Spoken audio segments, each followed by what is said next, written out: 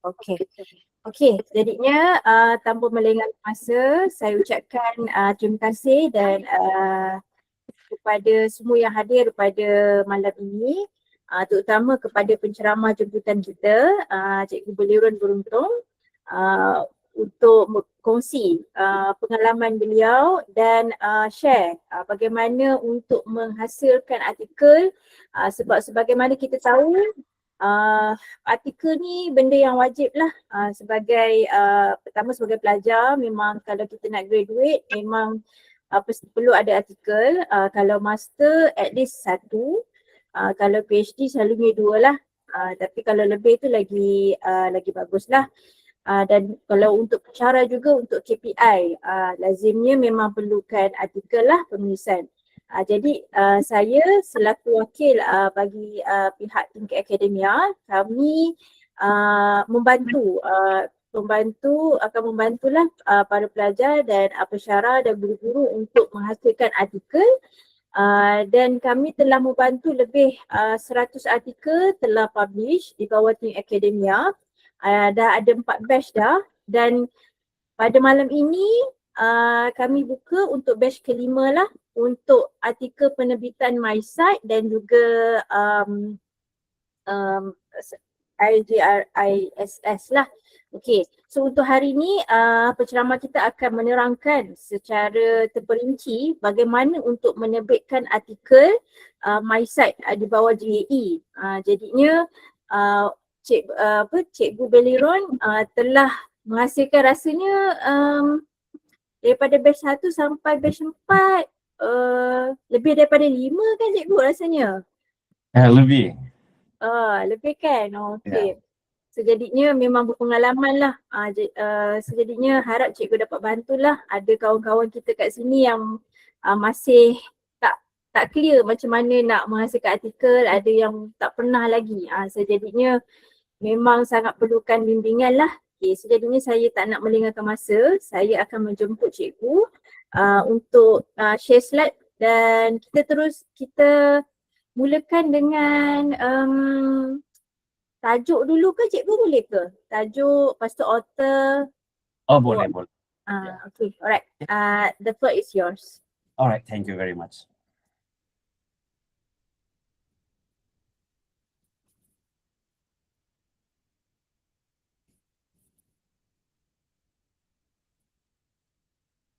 Okay, sementara tu semua peserta hari ni boleh kita buat easy secara santai lah perkongsian hari ni. Kalau ada soalan boleh terus tanya lah.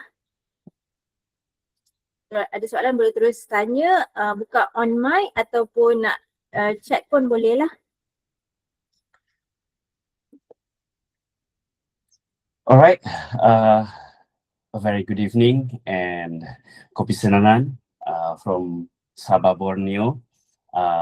As you can see here, nama saya Belirun Beruntung. Saya merupakan penerima hadiah latihan persekutuan HLP daripada Kementerian Pendidikan pada tahun 2023.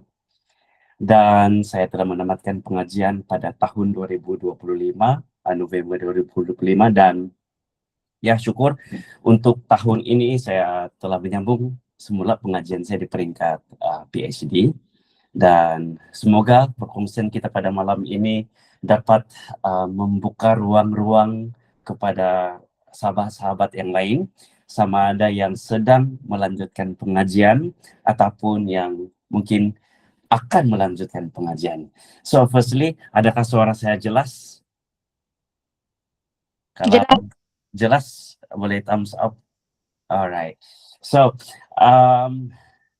seperti yang telah dimaklumkan daripada urus setia I Think Academy, right?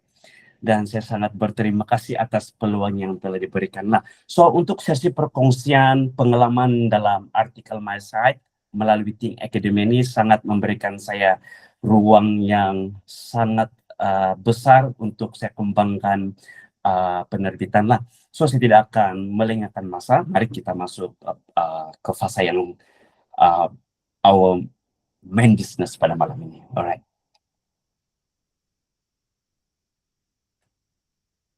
Oke, so ini serba sedikit tentang penerbitan yang telah saya hasilkan di bawah kelolaan Global Academic Global Academic Excellence kalau saya tidak silap, GAE. So this is platform yang telah mereka berikan kepada banyak mahasiswa untuk memenuhi satu syarat untuk bergraduan dan juga memenuhi KPI sebagai seorang researcher lah.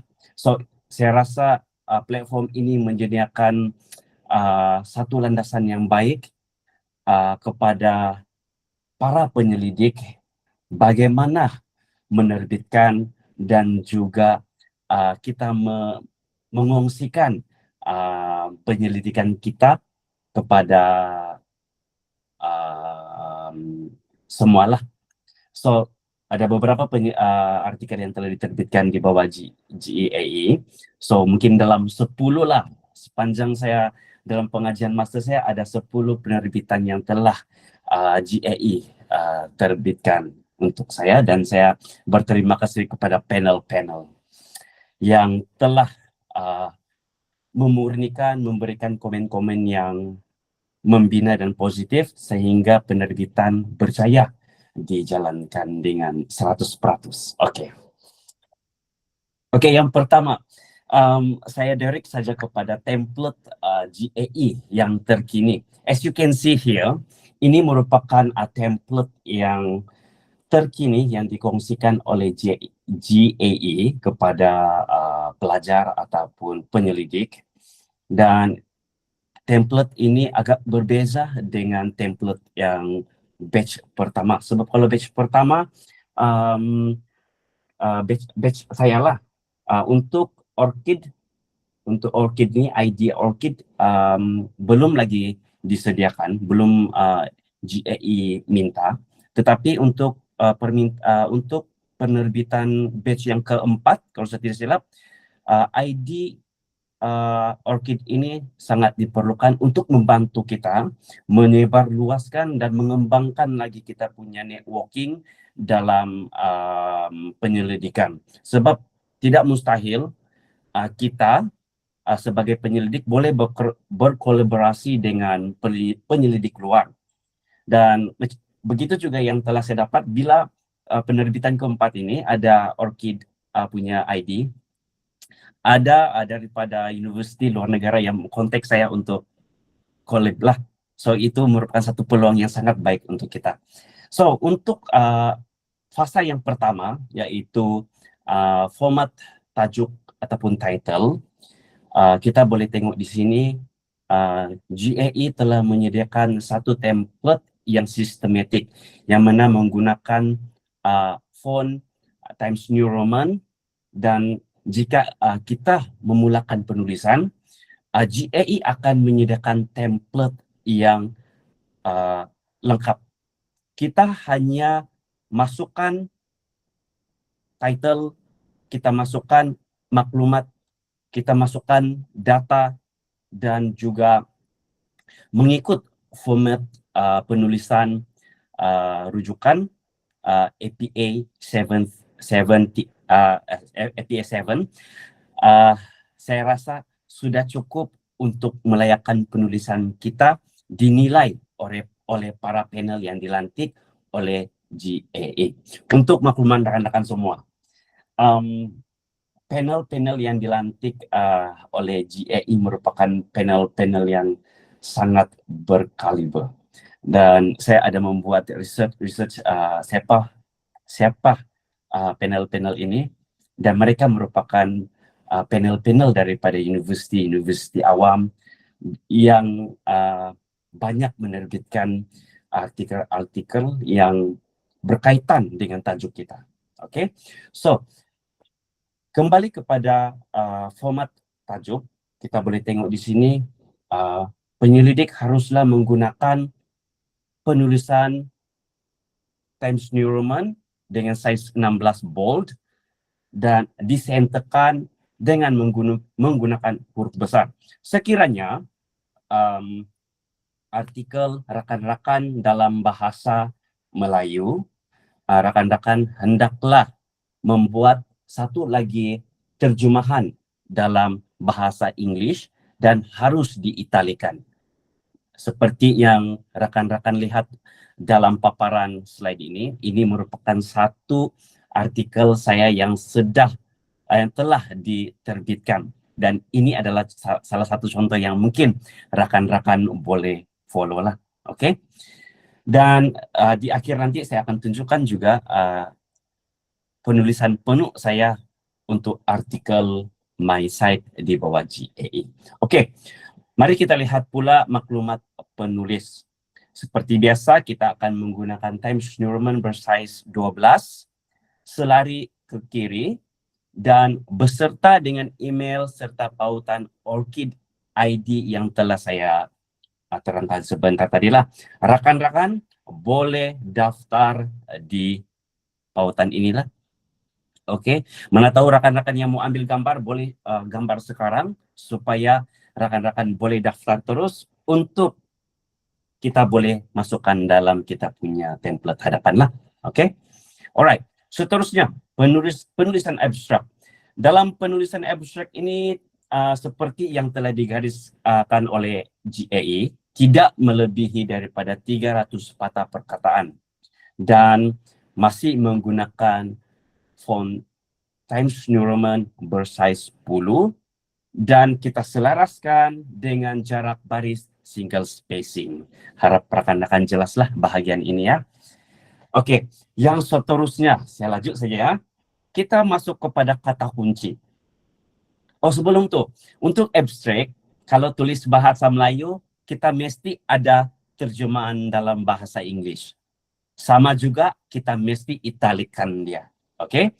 Kecuali rakan-rakan menulis artikel dalam bahasa English, rakan-rakan tidak perlu buat terjemahan dalam bahasa Melayu. Is it correct, Urusitya?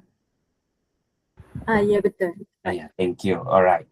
So, untuk kata kunci, sebelum ini saya pun mengalami masalah penulisan kata kunci. Actually, benda ni nampak macam simple, tapi actually this is the key how researcher dari luar boleh cari kita punya artikel.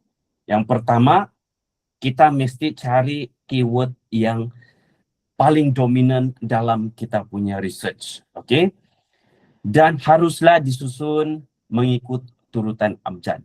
Contohnya macam ni, saya punya creativity seni visual, literasi, M, moto, P, pembelajaran, dan yang terakhir S, STEAM. Alright? So mesti dia ikut urutan lah supaya dia nampak lebih sistematik. Oke, saya harap penerangan di bahagian template hadapan ini jelas. Kalau jelas, give me thumbs. Thank you very much.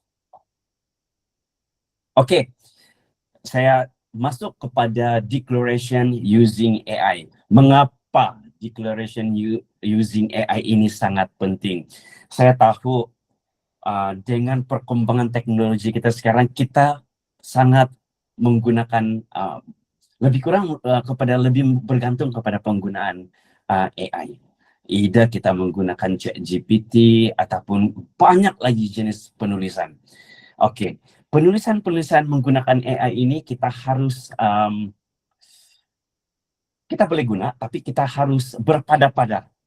Berpada-pada maksud saya, mungkin kita boleh generate ayat-ayat, idea-idea daripada AI, tetapi kita mesti menggunakan ayat kita sendiri untuk macam mana memastikan penulisan kita itu adalah kita sebagai penyelidik, jiwa kita sebagai penyelidik, bukannya penulisan AI.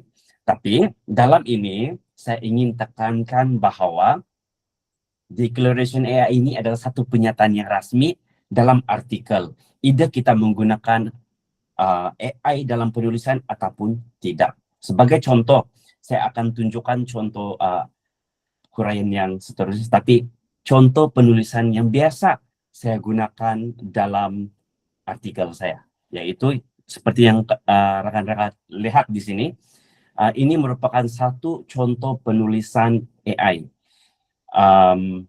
Kita nyatakan sama ada artikel kita itu dibantu menggunakan AI ataupun tidak. Oke, so ini mungkin rekan-rekan boleh screenshot ataupun gambar sebagai panduan lah. Oke, mungkin ini bukan satu contoh yang sempurna, tapi boleh menjadi idea kepada rekan-rekan lah ya. Oke, alright, kita teruskan ya. Oke, itu adalah berkaitan dengan declaration AI. Oh, slide dia satu lagi sebelah sana, tapi ini kita masuk di sini dulu. Oke, dalam penulisan artikel lagi kita ada satu part yang sangat penting, yaitu pernyataan kita kepada individu ataupun organisasi ataupun institusi yang terlibat sama dalam menjayakan kajian kita. Oke, tetapi dalam acknowledge ini kita mungkin tidak mau, mungkin itu pihak-pihak ataupun individu ataupun institusi yang membantu tidak memenuhi kriteria yang disenaraikan sebagai penulis bersama ataupun penulis utama lah. Jadi kita harus nyatakan bahagian di sini statement kita lah yang menyatakan bahwa ucapan terima kasih kita ataupun pernyataan sekian-sekian lah. Oke, harap yang bahagian ini paham. Kamu boleh tengok dalam saya punya contoh artikel lah. Oke, fund statement. So ini adalah bahagian yang penting juga. Sekiranya penyelidikan kita dibantu atau difund oleh sesebuah organisasi ataupun pihak-pihak tertentu, kita harus menyatakan sumber kawangan penajaan tersebut. Dan kita mestilah masukkan nama ataupun institusi yang menajak. Ataupun sekiranya rakan-rakan yang sedang melanjutkan pengajian terlibat dengan geran, rakan-rakan boleh masukkan nombor geran dalam kita punya artikel, dan itu merupakan satu nilai tambah jugalah dalam kita punya penulisan artikel. Oke, harap ini menjadi satu input yang bagus untuk kita. Oke, conflict of interest statement kita nyatakan di bawah sini, yaitu pengisytiharan sama ada penulis mempunyai kepentingan pribadi, komersial, ataupun kewangan seperti saham ataupun hubungan dengan syarikat-syarikat tertentu yang boleh mempengaruhi hasil kajian kita. So ini mungkin pada hemat saya mungkin lebih kepada macam bias lah. Kalau kita mungkin kajian kita, oke, saya mau buat kajian saya lebih mudah dan tolong saya untuk kasih lancar. Jadi kita mau statement di sini tiada kepentingan pribadi ataupun sifat-sifat yang kira negatif lah, supaya kita punya artikel itu lebih berharga dan lebih bernilai. Sebab kita penulis ni, kita ada etika penulisan dalam akademik. Jadi kita harus follow itu rules dia. Oke, sebagai contoh saya ada tulis di sini, dan contoh ini mungkin rakan-rakan boleh jadikan sebagai idea. Mungkin bukan contoh yang sempurna, tapi boleh jadi ide lah, yaitu penulis mengisytiharkan tiada sebarang konflik ataupun kepentingan, atau the author declare no conflict in interest. So rakan-rakan boleh tengok penulisan saya yang penuh dalam artikel saya nanti. Oke, so untuk ethic statement ini apa yang perlu ditulis, apa yang rakan-rakan perlu tulis? Oke, wajib kita isi jika kajian melibatkan manusia. Apa ini manusia ini? Mungkin kalau guru-guru, saya yakin di sini ramai ini guru-guru menggunakan sampel murid. Oke, kita mesti nyatakan di sana sebab kita melibatkan sampel manusia. Oke, yang ada yang ialah manusia lah. Contohnya temu bual ataupun kalau yang macam mungkin di sini ada yang buat bahagian veteriner untuk hewan-hewan, tidak bakal ya. Jadi itu pun perlu dinyatakan juga dengan jelas.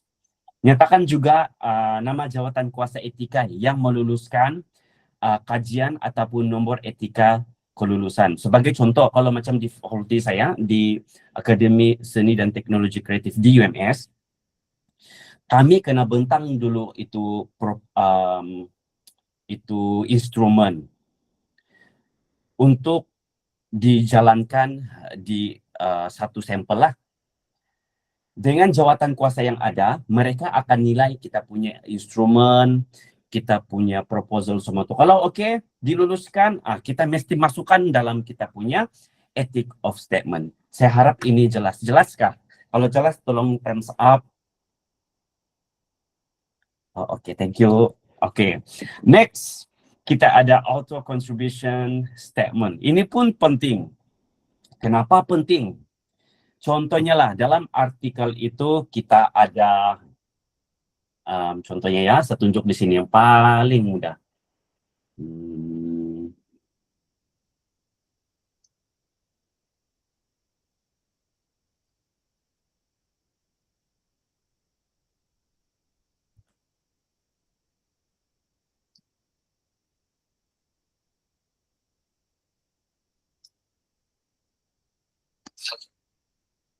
Oke, ini contoh penulisan etik saya lah.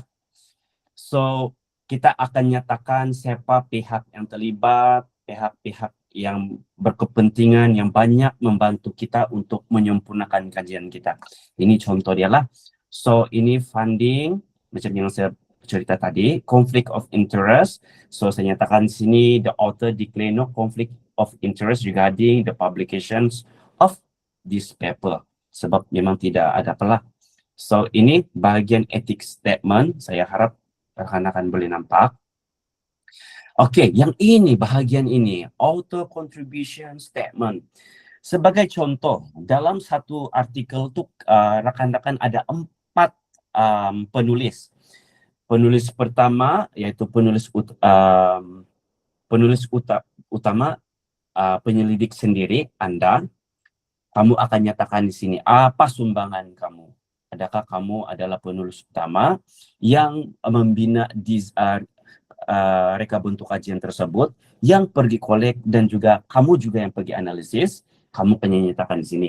And then penulis kedua, sebagai contoh ini adalah penyelia saya, contribution dia adalah untuk memantau, menilai ataupun membimbing bahagian metodologi dan juga membuat semakan yang kritikal untuk kita punya artikel. Sebab itulah kita perlu kita punya SV supaya kita punya penulisan itu tersusun, sistematik dan tidak bercampur baur. Oke? So, penulis yang ketiga pun kita nyatakan juga apa dia punya sumbangan. Mungkin dari segi input akademik, mencari maklumat ataupun menilai manuskrip ataupun membuat transkripsi temu bual. Kita nyatakan di sini. Untuk penulis yang seterusnya pun begitu. Jadi di sini kita akan nyatakan di akhir sini, all authors have read and approved the final versions of the manuscript, which means semua penyelidik, rakan-rakan penyelidik ataupun kumpulan penyelidik ahli-ahli telah membaca dan bersepakat bahwa itulah final manuskrip yang dihantar untuk dinilai oleh panel penilai. Oke? Alright, ini adakah jelas? Adakah saya laju? Kalau ada soalan, mohon tanya terus. Kalau jelas, thumbs up. Alright. Tidak ramai yang transfer, mungkin tidak paham, tidak apa. Mungkin lepas ini rakan-rakan boleh tanya saya terus. Oke? Alright. Kita teruskan.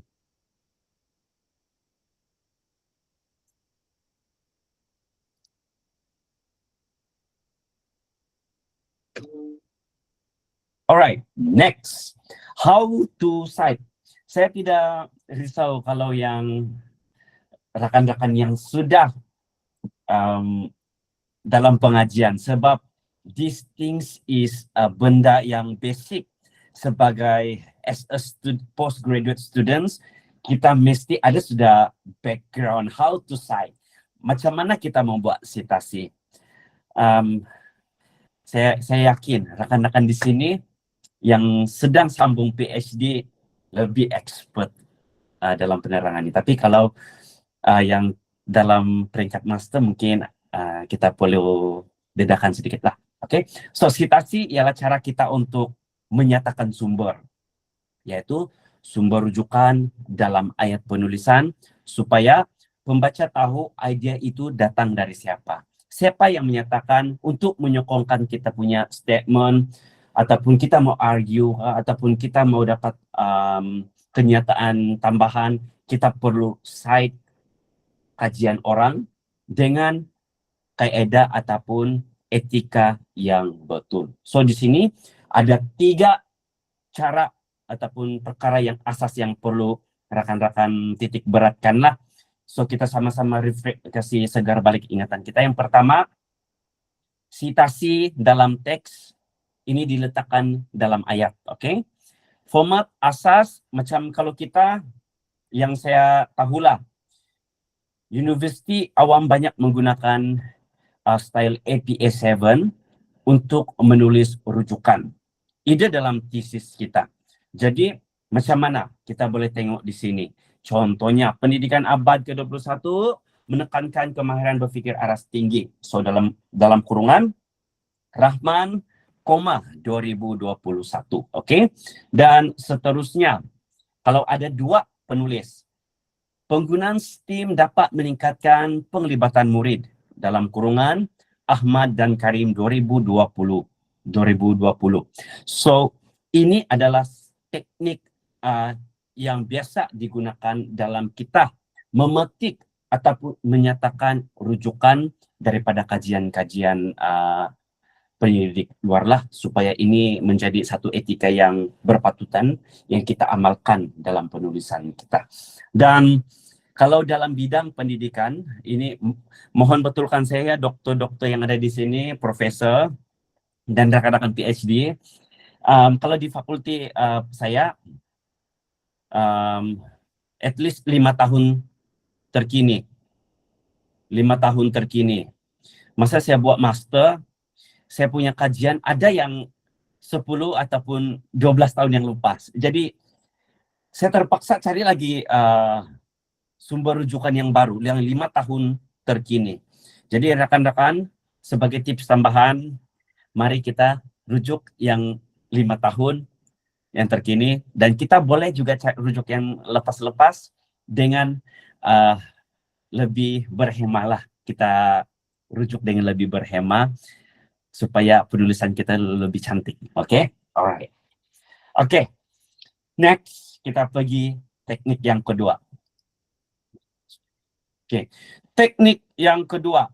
Jika penulis disebut, nama penulis disebut dalam ayat, tahun saja diletakkan dalam kurungan. Sebagai contoh, Rahman 2021 menyatakan bahwa pendekatan STEAM membantu meningkatkan kreativiti murid.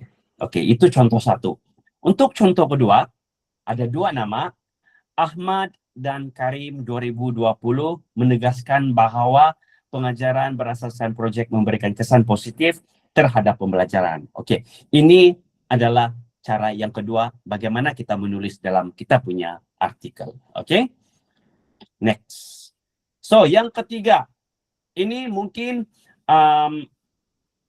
pun sama juga, rujukan di bahagian akhir. Setiap citasi dalam teks mesti ada rujukan penuh. So, kita tengok di sini. Ada nama akhir, initial, tahun, tajuk buku dan penerbit. Sebagai contoh, inilah penulisan dia. Oke? Saya harap ini rakan-rakan boleh screenshot lah nanti. Oke? Alright. This one. Oke. Ini salah satu artikel saya yang telah diterbitkan di bawah GAE dan saya susun mengikut format penulisan APA. Mungkin dokter-dokter, profesor boleh tolong tengok adakah penulisan saya punya APA ini betul. Kalau betul, tolong thumbs up. Kalau tidak betul, tolong komen di bawah supaya saya pun boleh betulkan dan belajar sama-sama. Thank you. Alright. Oke, so seperti yang kita lihat di sini, yang pertama kita mestilah dahulukan dengan nama penulis, yaitu tulis nama keluarga dulu, surname, seperti saya, Beruntung, koma, dan nama saya lah. Oke, ada yang tanya warna-warni, kenapa? Oke, ini kena mewakili setiap untuk yang depan nih, penulisan awal, penulisan nama penuh, ini warna biru, dan tahun ini kita akan tulis dalam kurungan tahun tersebut, dan warna apa nih, pink, tajuk kita punya artikel, dan untuk yang warna hijau adalah jurnal yang menerbitkan ataupun jurnal yang tempat kita terbit, dan yang warna biru adalah volume ataupun isu yang artikel kita dimasukkan lah. So di sini ada nih yang kita patut perhatikan. Volume, masukkan nomor volume dicondongkan, dan nomor isu dalam kurungan tidak perlu dicondongkan, dan yang terakhir adalah bilangan muka surat artikel kita. Yang keberapa kita punya artikel. Oke, ada yang rekan kita bagi tahu DOI. Ya, perlu masukkan DOI. Saya lupa masukkan. Thank you dokter yang telah betulkan saya. Oke, so as usual, ini adalah panduan penuh untuk penulisan American Psychological Association. So rekan-rekan boleh tengok di sini, boleh screenshot di sini format penulisan lah. Dan ya, itu saja perkongsian saya. Tapi sebelum saya tutup, saya ingin tunjuk beberapa artikel saya yang telah diterbitkan lah. Oke, ini artikel saya yang kira terkini lah daripada International Journal of Modern Education, IJMO. So ini antaranya lah contoh-contoh, kita boleh go through sepintas. Ini artikel saya tulis dalam bahasa English lah. Oke, so kalau kita tengok di sini tidak perlu terjemahan dalam dua bahasa. Kita hanya tulis dalam full in English lah. So yang rekan tadi mention, ya ini nah, DOI. Oke, ini sangat penting untuk kita punya artikel. Daripada DOI ini sejak kita punya artikel boleh kita access. Oke, alright. So kita teruskan. Oke, seperti biasa ada introduction. Banyaklah introduction kita sini kan. Lepas tu kita boleh put some subtopic here, simple subtopic yang menghuraikan tentang isu-isu ataupun berkaitan dengan core kita punya research. And then mungkin kita boleh put some research objective here and problem statement di sini kita nyatakan. And then kita letakkan juga literature review. Ini sangat penting. Ada pernah saya antar artikel, saya punya literature review sangat panjang. And then the panel comment artikel penulisan literature review saya sangat panjang dan perlu dipendekkan lah. Oke, ada yang rekan-rekan tanya. Oke, saya punya citation. Oke, ini saya punya citation selari dengan dalam rujukan lah. Dan kalau saya tidak silap, urus setia lebih daripada 20 kali 15 rujukan. Sekurang-kurangnya 15 kah? Sekurang-kurangnya 15 macam tu. Tapi kalau lebih sikit biasanya okey sajalah JE so far. Dia tak reject pun. Tapi jangan banyak sangat. 50 tu banyak sangat. Ya, so ini antara penulisan rujukan saya selari dengan citation yang ada dalam artikel-artikel saya lah. So as you can see here, pernyataan-pernyataan cara kita cite dan jadwal-jadwal, penulisan jadwal di sini. Mungkin rekan-rekan boleh rujuk saya punya format yang telah diterbitkan lah. Dan ramai lagi rekan-rekan kita yang dia punya artikel sangat bagus. Boleh dijadikan contoh, oke? So, oke. Ini yang bahasa Melayu.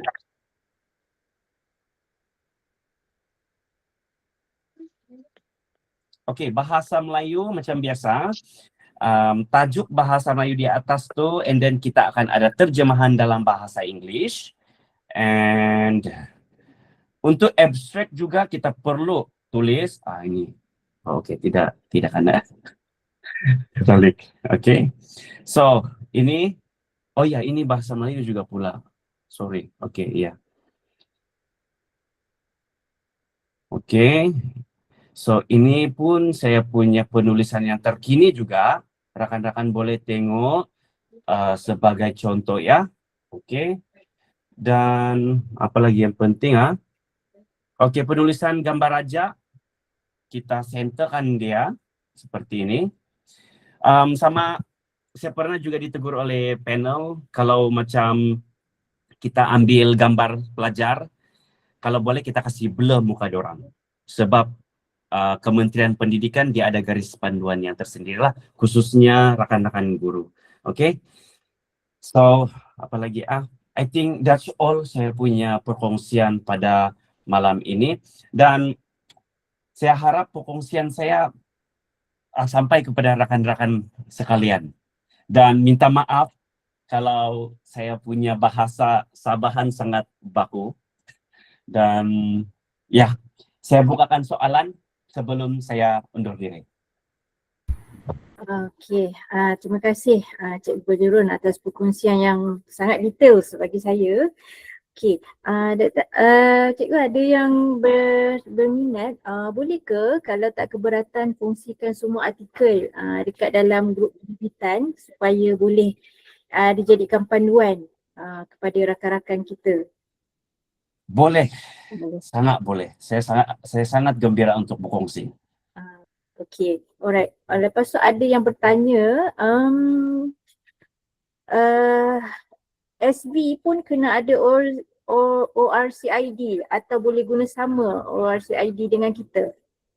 Tak boleh. Tidak boleh. Kita mesti dapatkan ID pensyarah kita masing-masing. Dia Setiap individu mesti ada ORCID ID. Dia macam IC kita lah, kad pengenalan memang seorang spesifik untuk dia. Yes, betul. Alright.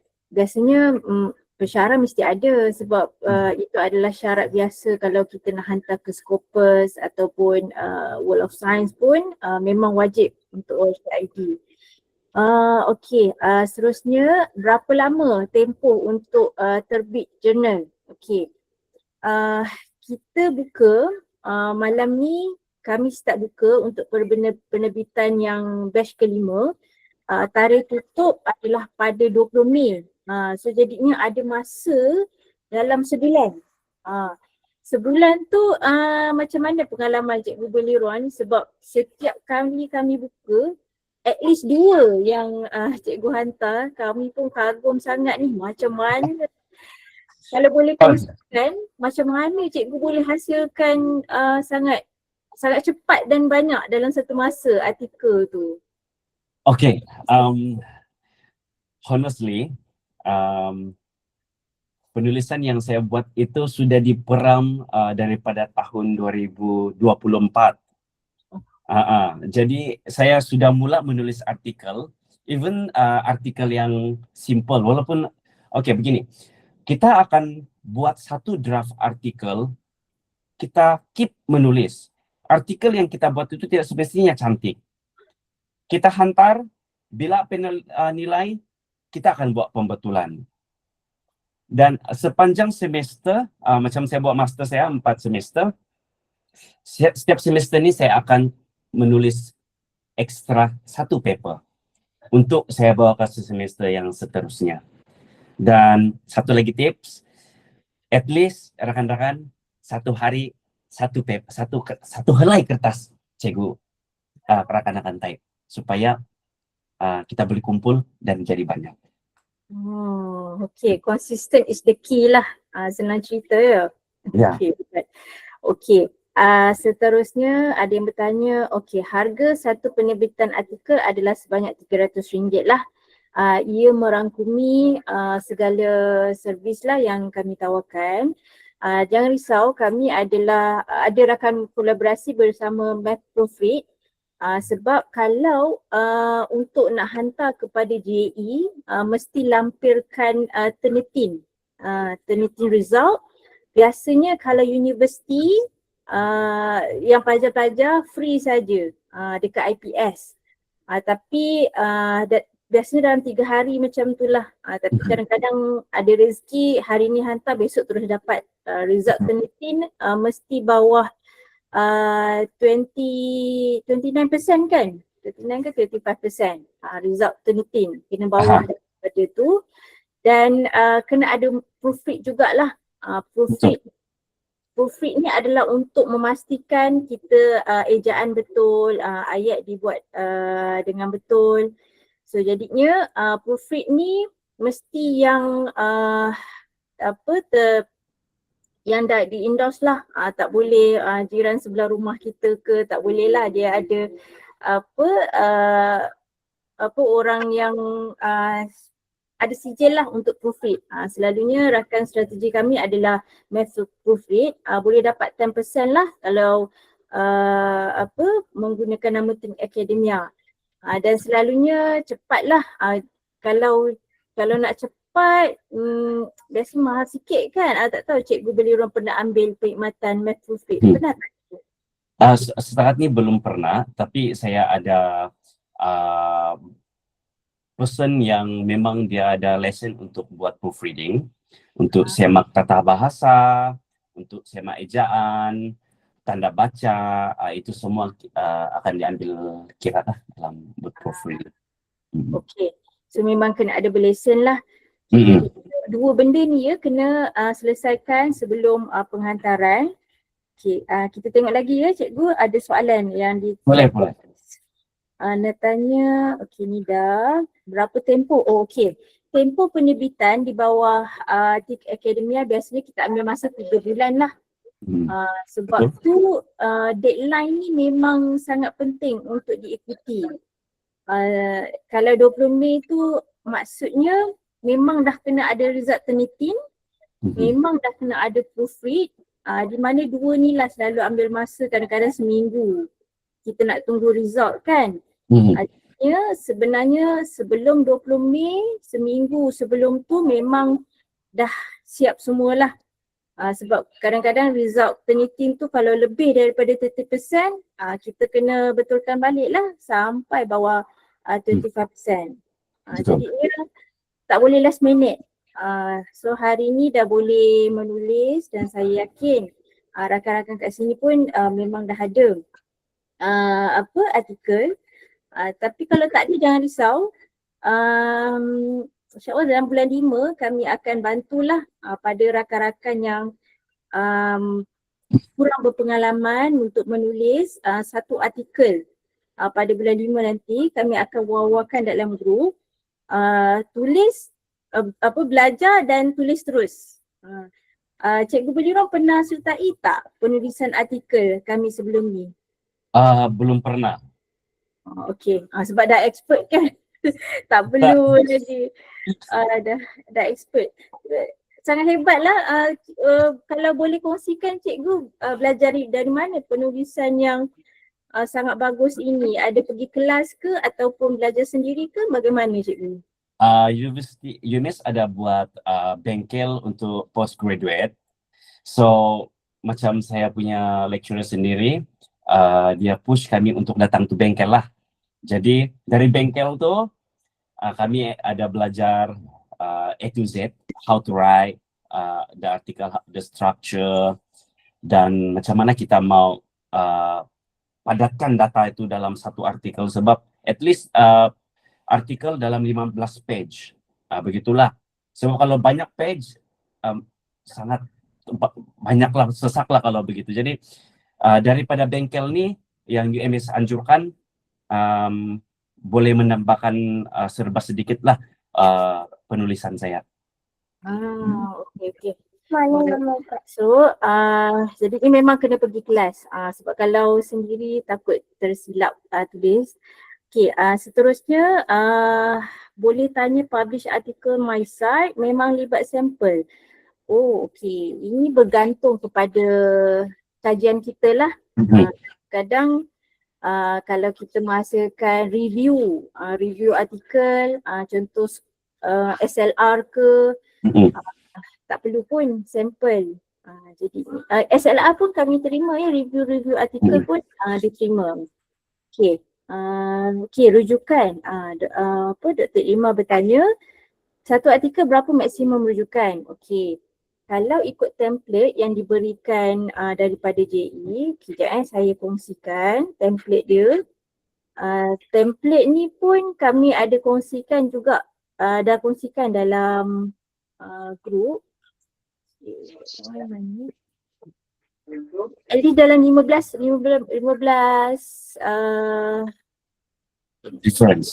reference. Muka surat at least 6 page, maksimum 25 page ya.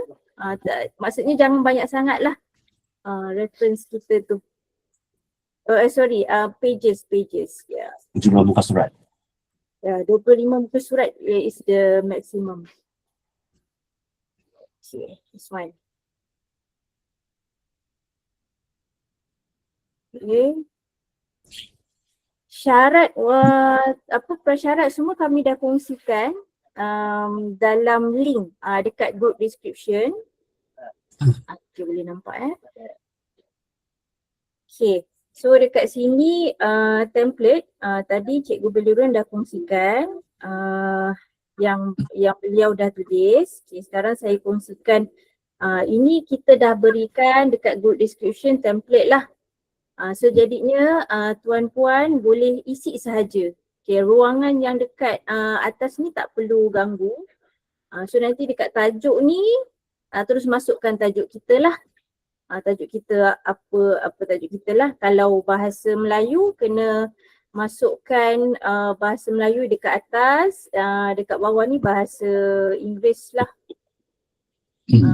Kan cikgu, okay. Yeah.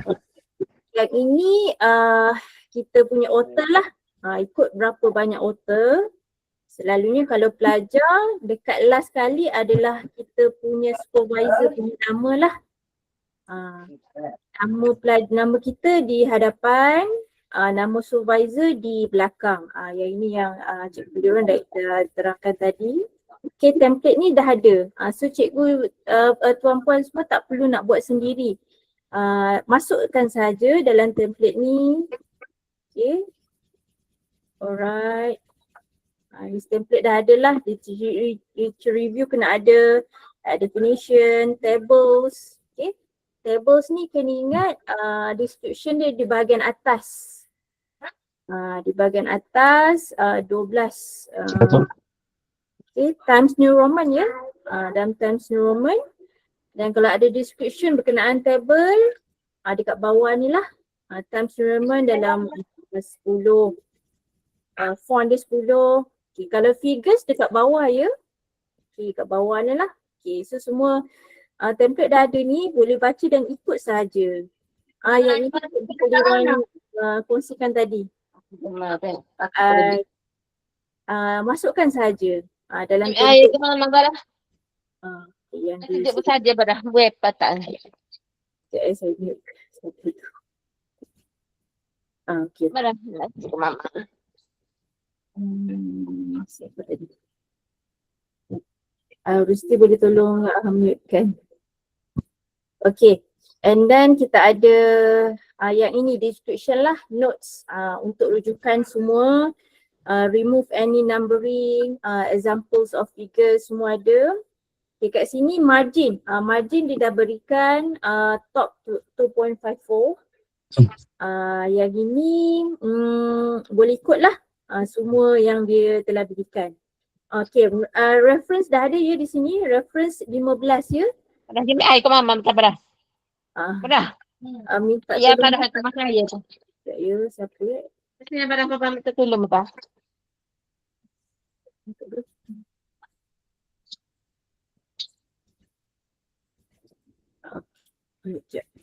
Okay. Alright. Sorry. Okay, so yang ini dah ada ya dalam reference ni. Sekejap kita tengok sedikit lagi cikgu dekat chat box ada yang bertanya. Okay, tempoh tu saya harap dah menjawab tadi ya dalam masa 3 bulan. Kita akan, tapi dengan syarat selalunya bila dah submit, dah hantar dalam isi Google Form tu, nanti reviewer akan email balik kepada kita lah kalau ada correction.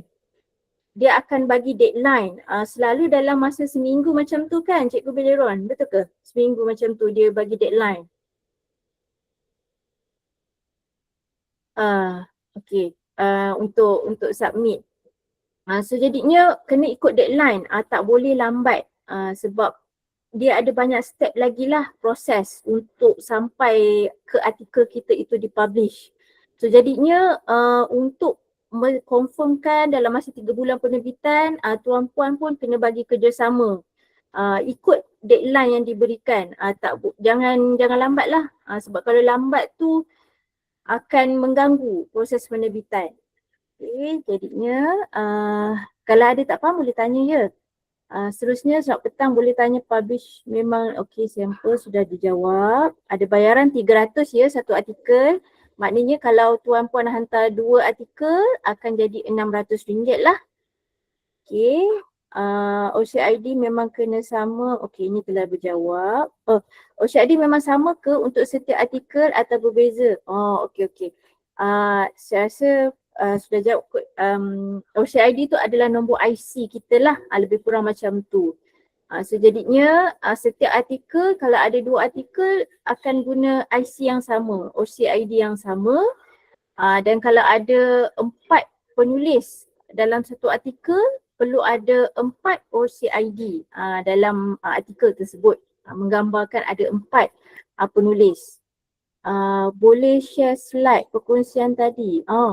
Boleh ke Cikgu Beleron kalau nak kongsikan slide tadi? Cikgu, sorry, cikgu mute. Boleh unmute? Tak dengar. Hello. Ya. Okey, boleh dengar. Boleh.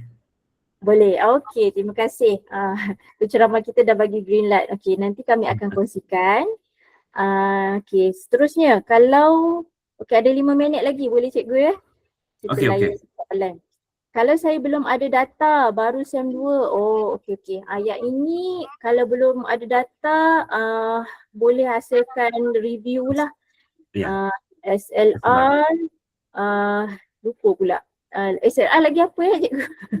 Review artikel. SLR lah.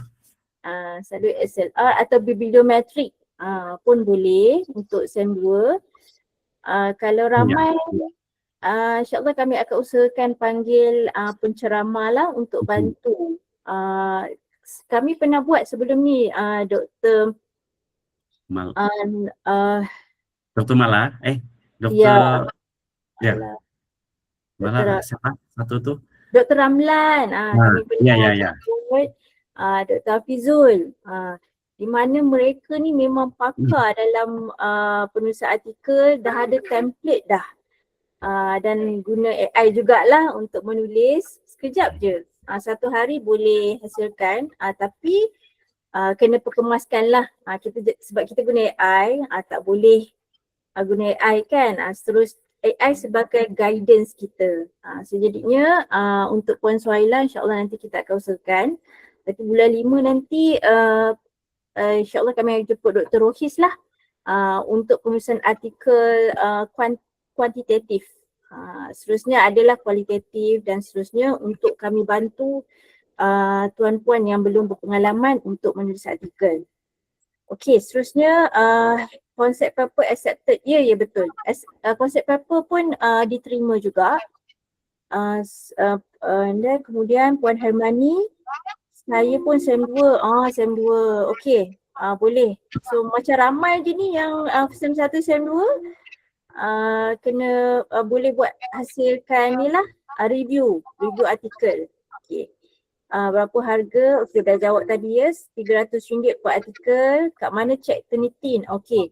Turnitin boleh hubungi pihak IPS masing-masing. Saya sarankan buat dengan universiti masing-masing lah sebab percuma. Free kan? Tapi kena hantar awal lah selalunya. Dia tak boleh last minute. Sekurang-kurangnya 3 hari sebelum. Kalau kat luar pun boleh juga ambil math proofread. Tapi berbayar lah. Berbayar. Okay. Urus Setia, untuk yang Turnitin tu, kalau macam yang pelajar, dia orang boleh minta bantuan penyelia atau ya supervisor untuk cek sebab memang supervisor tolong. Ya, betul-betul. Supervisor pun ada juga perisian Turnitin. Sejadinya Nila juga kena mesej-mesej SB kita kan. Alright, tapi kena awal lah selalunya sebab SB kita pun selalu busy kan. Jadinya hasilkan cepat-cepat artikel and then WhatsApp SB kita untuk bantu penelitian. Free kan? Okay. Free. Seterusnya corresponding author, 2 orang boleh tak? Oh, tak boleh. Corresponding memang kena seorang saja.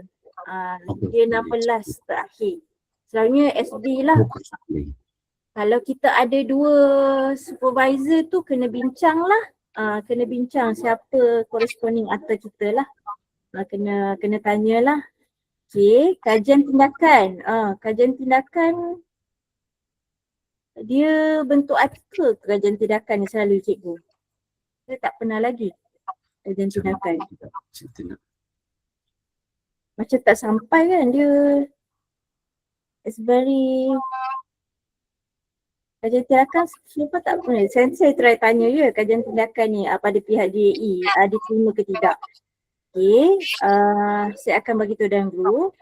Macam mana nak dapatkan template? Okay, tadi dalam group. Okay.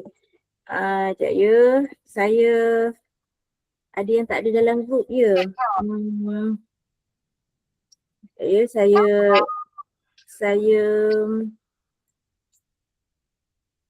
link fokus ni. Okay, saya bagi link untuk siapa yang belum join lagi. Okay. Saya bagi link untuk join lah, untuk siapa yang belum join. Tak record tak mama. Okay. Alright, boleh join and then seterusnya Dr. Ramlan mohon bantuan juga akan datang SLR. Okay. Ramai berminat, insyaAllah kita akan panggil penceramah. Untuk adakan kelas. Tapi kalau status bukan pelajar, macam mana? Bukan pelajar. Kalau bukan pelajar tu boleh ambil perkhidmatan math proofread lah. Kami kongsikan contact number dia dalam group. Tapi berbayar lah, berbayar. Harga dia bergantung kepada pages. Lagi banyak pages kita lagi mahal, lagi mahal lah sebab lagi banyak dia nak kena check kan.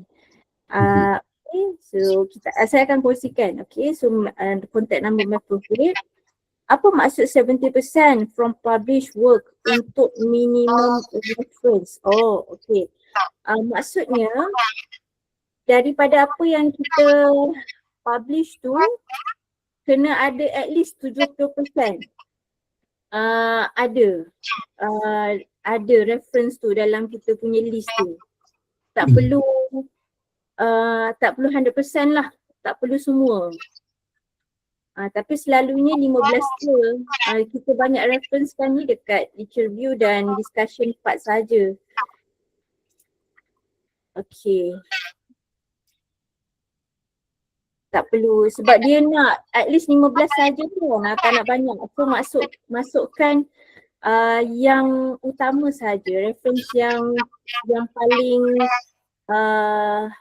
paling kuat lah untuk justifikasi dalam research kita. Sebab tak boleh lebih daripada 25 page. JE ni my site, ya betul. JE adalah my site. Sebab tu juga Cikgu Beliron daripada first course tu dia tak crucial sangat kan? Fourth batch crucial sikit sebab JE ni dia macam nak ke arah Scopus lah. So jadinya I think that's why lah dia rigid sikit lah. Dia nak jaga quality. Ya, betul. So jadinya jangan tunggu lama lagi, start menulis konsisten sebab nak dapat continuity dan proofread tu ambil masa, makan masa.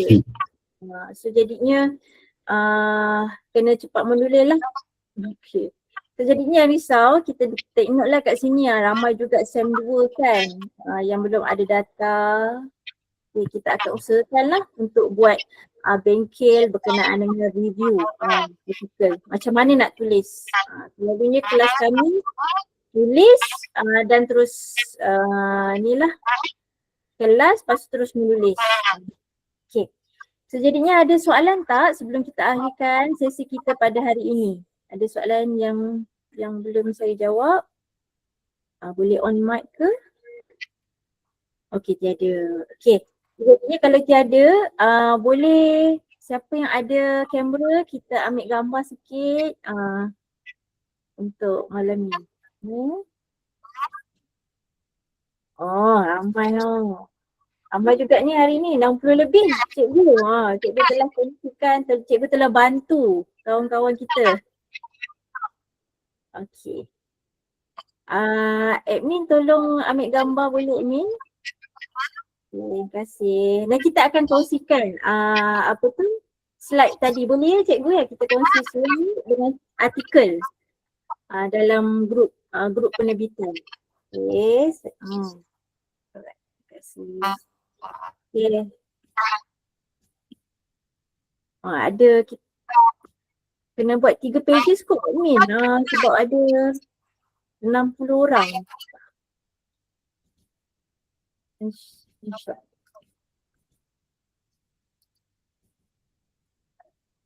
Alright.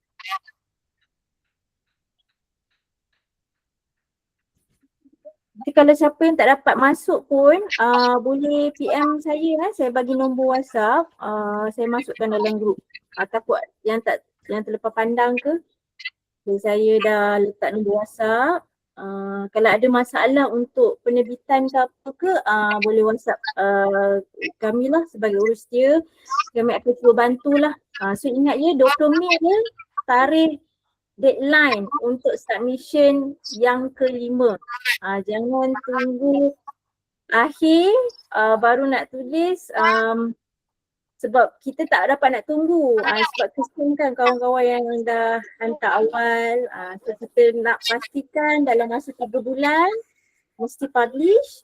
Jadinya memang kena ikut deadline. Okay, sejadinya saya minta maaf, mohon maaf sekiranya ada terkasar bahasa, ada tersilap sepanjang sesi kita pada hari ini. Dan terima kasih banyak Cikgu Beleron. Semoga mudah urusan cikgu dapat GOT untuk PhD. Boleh. Sem ke berapa cikgu untuk PhD? Sem berapa dah? Semester 2. Oh, semester 2 dah. Okay. Lagi 4 lah lagi untuk GOT. Betul. Okay, tahniah cikgu. Terima kasih semua. Thank you semua.